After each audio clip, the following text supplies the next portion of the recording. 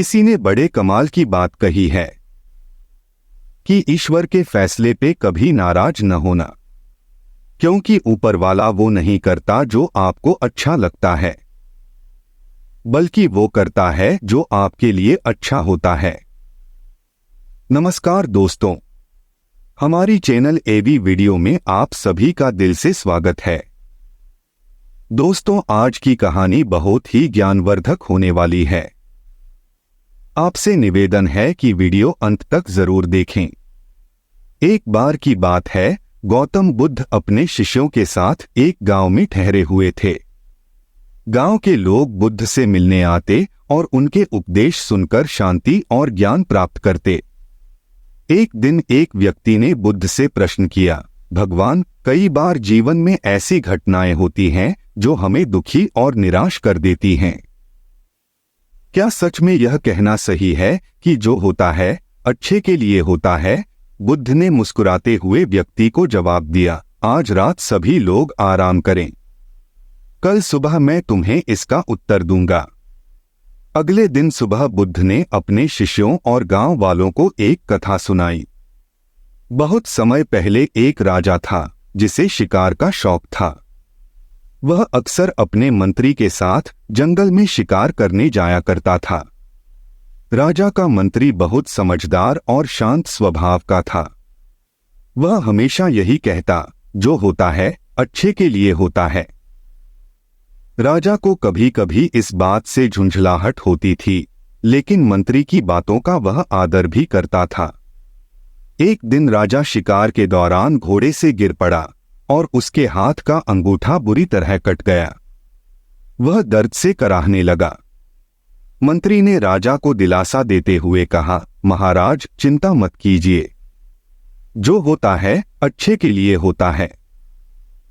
राजा यह सुनकर क्रोधित हो गया और बोला, मेरा अंगूठा कट गया है और तुम कह रहे हो कि यह भी अच्छे के लिए हुआ है।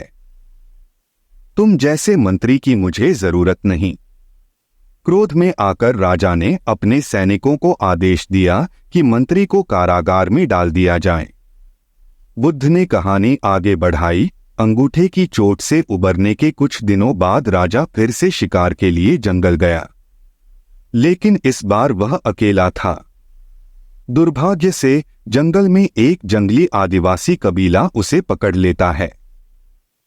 यह कबीला अपने देवताओं को खुश करने के लिए मानव बलि चढ़ाया करता था।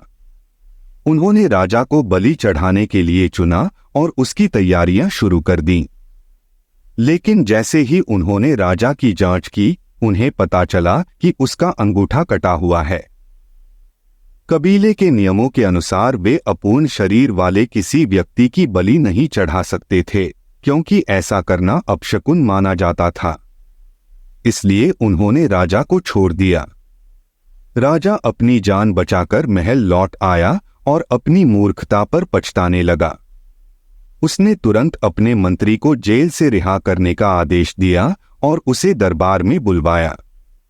बुद्ध ने शिष्यों की ओर देखते हुए कहा, राजा ने मंत्री से माफी मांगते हुए कहा, तुम सही थे। अगर मेरा अंगूठा नहीं कटा होता तो आज मैं मारा गया होता। लेकिन एक बात समझ नहीं आई, तुम्हें मैंने जेल में डलवा दिया था। क्या तुम्हारे लिए यह घटना भी अच्छे के लिए थी? मंत्री ने मुस्कुराते हुए कहा, महाराज, अगर मैं जेल में नहीं होता तो आपके साथ शिकार पर जाता, और तब शायद कबीला मुझे बलि के लिए चुन लेता, क्योंकि मेरे शरीर में कोई कमी नहीं थी। गौतम बुद्ध ने कहानी पूरी करते हुए कहा, जीवन में कई बार ऐसी घटनाएं होती हैं जिन्हें हम तत्काल समझ नहीं पाते, लेकिन जो कुछ भी होता है उसके पीछे कोई न कोई अच्छा कारण छिपा होता है। कभी कभी कड़वे अनुभव हमें भविष्य में आने वाले बड़े कष्टों से बचा लेते हैं। इसलिए हमें हर परिस्थिति में धैर्य और विश्वास बनाए रखना चाहिए।